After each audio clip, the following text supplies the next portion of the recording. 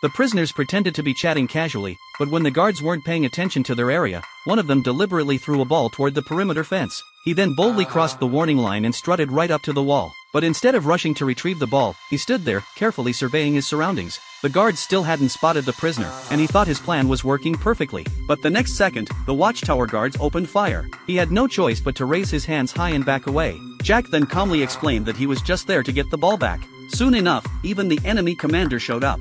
This time, Jack surprised everyone by claiming he had actually been trying to cut through the wire fence to escape. This left the nearby guards completely baffled about what he was really up to. The truth was, he was doing all this to identify the blind spots in the watchtower's field of vision. His secondary goal was to draw their attention so his fellow prisoners could make their escape during the chaos. Some of them tried sneaking into trucks loaded with lumber, hoping to slip out of the POW camp unnoticed. But sharp-eyed guards eventually flushed them out with pitchforks. However, all of this was just an elaborate ruse to fool the enemy. That night, Jack returned to the wire fence. He discovered that this spot was not only a blind spot for the watchtower but also beyond the reach of the searchlights, so he decisively cut through the wire and escaped. But the next day, he brazenly walked right back in. The reason? He had successfully completed his mission. The prisoners had devised an escape plan involving 200 men, and his trip outside was to scout for suitable hiding places around the camp. About 3 miles from the barracks, there was a large forest. If they could get everyone hidden there, the guards would never find them. They hit it off immediately and decided to dig a tunnel leading to the forest. The barracks were a full 90 meters away from their target,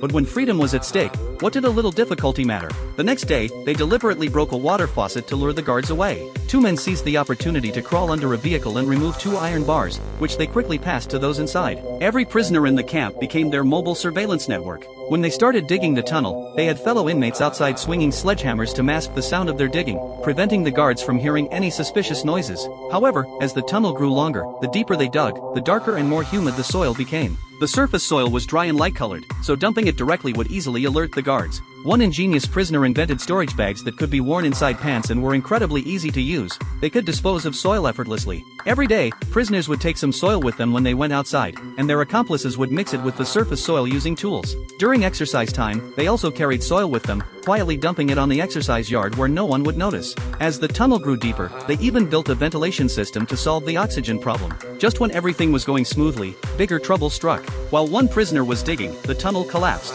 His companions quickly rushed forward and dragged him out of the dirt. As the tunnel grew longer, they needed more and more wooden planks. Eventually, they used up all the available wood in the prison. With no other options, they began dismantling inconspicuous wall panels, bedboards, and even parts of the ceiling. Everyone was getting closer and closer to success when disaster struck. The guards discovered the tunnel in their quarters. Sorry, due to copyright reasons, the movie can only be described up to this point. To see what happens next, search for The Great Escape.